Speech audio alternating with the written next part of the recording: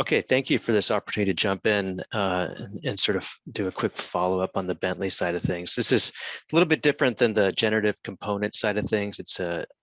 And I sort of put this together to capture some of the ideas that I saw throughout the workshop, some of the work that we've been doing in the space of the digital twin and also mixed reality and photogrammetry, AI machine learning, and what that looks like. I run an innovation lab within Bentley Systems. Actually, just started that lab in August. It's a quite new lab, and the lab is really there to explore design, construction, operations, and understand the landscape of the digital twin. So it's an emerging subject matter, and something we'll be looking at over the next couple of years for sure. Abel kind of gave this quick overview of me, just so you know, this idea of design and computation is very near and dear to me. I'm educated as an architect. I came out of the MIT Design and Computation group background. My thesis advisor was Bill Mitchell, if everyone's familiar with him. So I kind of come from that space of the sort of shape grammar world coming out of MIT. And then I transitioned into developing software right after that. Part of that education was exposure to software and software development. And I was just at the right moment, at the right time. I think I joined Revit when it was a startup outside of Boston, developed those tools. I actually worked on the adaptive component aspect of the family editor for a few years. So I'm familiar with that space. But I sort of shifted gears into the construction space, developed a 4D construction simulation platform called Synchro, and I'm leading this innovation group within Bentley. So the digital twin, I don't want to spend a lot of time on this. There's a lot of definitions out there, but effectively a digital twin is just a way to have a digital representation of any physical system or process that you can interact with in a digital way. And that could be through metadata, it could be through IoT sensor data, it could be through three-dimensional models with real-time data feeding into it. It's different than BIM, I would say, in that it's not a static model. I think what we saw from Autodesk earlier is a great example of that. It's a live connection to reality. And what does that mean when your computer system is not just a static design system, but something that can be reactive to reality? And how we capture reality is through a number of different formats today. And what's new here from a Bentley perspective, we're offering now a platform. So instead of a specific product like Revit or MicroStation, generative components, it's really a set of services, APIs, web services that would allow anyone to build custom bespoke applications on top of it. We think this kind of open architecture is what's going to enable innovation to occur and not kind of get pigeonholed into single point solutions. Just what the structure of this platform looks like is basically this. It's very simple, and you can get into like a lot of details here, but essentially everything on the left-hand side are 3D engineering formats, 3D model types of different classes and types, and then a whole range of digital reality that can then come in together, be managed in a cloud service, and then egress that user experience of that cloud information into a wide range of user experiences, whether that's the Unreal game engine, Unity, a web app is a native iTwin application, or what I'm going to show today is how we've leveraged this platform to pull information into Microsoft HoloLens. So those are like the pieces. And so if you think about all those inputs and then possible outputs, the range of possibilities is actually quite massive. And I'd love to see what could be done in university if students are just exposed to this platform. I'll just show, this is an example of, I want to play this video here. This is what it looks like in practice. This is an example of the platform, sort of demonstration of the range of inputs. So it kind of talks about here going from the scale of the country, the UK, down to a campus, into a building, into a room, down to like a pump, and then even getting to the individual sensor on that pump and access to that information. So this is kind of the idea. This is all running in a web browser. So it's point cloud convert to photogrammetry, and then there's an overlay of 3D extrusion shapes. They give intelligence to the mesh. And then now that you've got that element, you can actually access IoT sensor data feed. So this is running in a web browser. It'd be interesting to also take this same use case and bring it to a heads-up holographic display. I think you could definitely do that with the platform. Another type of input here is what happens when you start capturing information from reality, how people and cars and equipment utilize a space, and then render that back into a scene, and then start to do predictive analytics of how different actors might react to stimulation in a system. So this is just about sort of simulation of inputs. I'll jump through this quickly. I think there's an opportunity here to rethink human-computer interactions at a sort of fundamental way. And so this is Doug Engelbart. And just so everyone's to know that the mouse was first demonstrated in this live demo back in 1968. And so we've gotten so accustomed to a primary human interface being a mouse, a keyboard, whether you're coding or working with a discard, Cartesian three-dimensional system. It's always this sort of input through the mouse and the keyboard. And I think what's interesting here is, are we moving to a point where we can start to interact with a digital canvas in a new way? And can we imagine having real-time co-editing, co-authoring, hyperlinking, teleconferencing people into a system? So a bit like Teams or Zoom, but what does it mean to move beyond the constraints of a typical screen? So we've seen this sort of progression going from mouse to computer screen to now sensors that can detect our own bodies.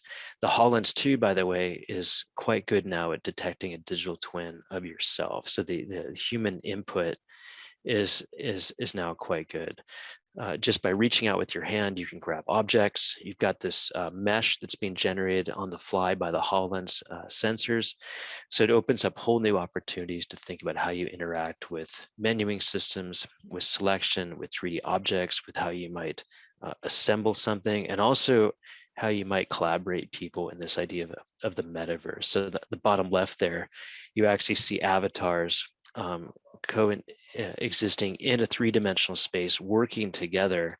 And these are avatars that are actually the motion and the gesture is all being picked up in real time by the HoloLens. So it's a bit different than a VR headset, where you just see kind of an avatar flying through a room. And here the hand motion, the gesture, the hand, all the body articulation is being picked up in real time and then teleported into another dimension. Where you can have interactions with holographic people. So we've done a lot of experiments in the last year in this space. We've also found that we can now stream unlimited scale polygons with the platform. We use something called Azure Remote Rendering, where we can stream high polygon models over Wi-Fi into the HoloLens device. And so this, it's basically any type of 3D model we can get in, and also any type of photogrammetry model. So the question then became, okay, which of these solutions do we want to look at? And last year we sort of focused on this idea of taking high-res, high-quality photogrammetry and streaming that into the HoloLens. And so it starts to replace these manual physical activities. And this is a bit different from an architectural use case, but how can the life of a worker like this be impacted, where you're going from an experience like this, rappelling down the side of a bridge, to could you make that a digital experience for a worker using autonomous drones, photogrammetry, and the HoloLens? So obviously using cameras, we can take photos, we can produce a mesh from those photos. The mesh looks like this in a web browser, which I think we've all seen.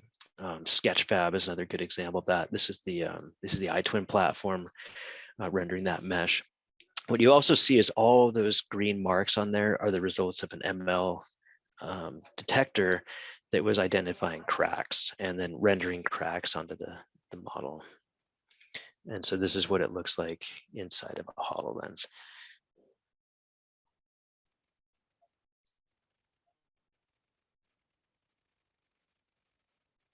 So the quality has gotten quite good. And what really enabled this was just this entire pipeline to go from photo to photogrammetry to an Azure remote rendering service, and then streaming into a Unity app on the front end. And then the back end is all streaming that digital twin at sort of high resolution.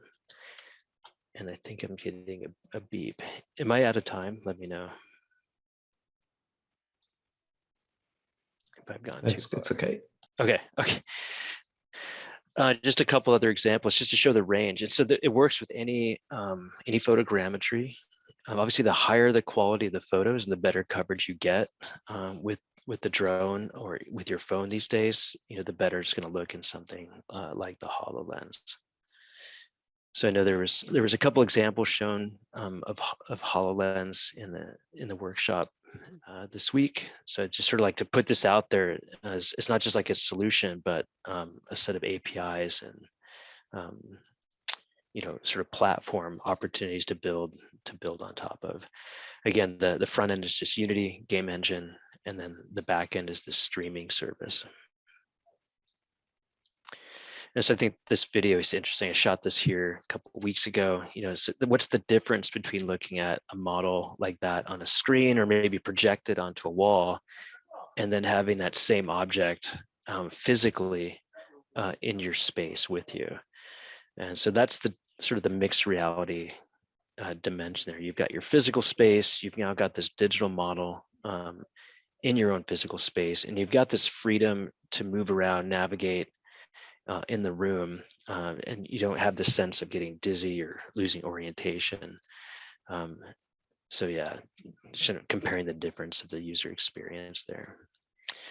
And this is the last slide really I want to show is this is an experiment we were doing with Microsoft. This is not, this is research, by the way, Microsoft research. It's not yet publicly available for us to consume, but we started exploring the use of these avatars in our build, where you could stream in the avatars from anywhere in the world, and then you've got the digital model in your local space, and you've got then avatars connecting in, and each avatar has their own, everyone's seeing the same relative location of the avatar to the 3D model. So it creates this illusion of persistence of that hologram across space. So I think it becomes really interesting to look at. So it's a quick overview of the iTwin platform, and with a specific focus down this kind of area of mixed reality that we've been exploring, and photogrammetry, a little bit of AI ML mixed in there, obviously. And you can definitely feel free to reach out to me. That's my email address. If you take a photo of that QR code, you can also connect with me on LinkedIn. So thank you so much for that. Thank you very much, Greg. Fantastic. This is so exciting. It looks amazing. Looks really amazing. We will be using a lot of HoloLens 2 this year in the Digital Engineering Masters. It would be great to connect with you to see the best way to do it.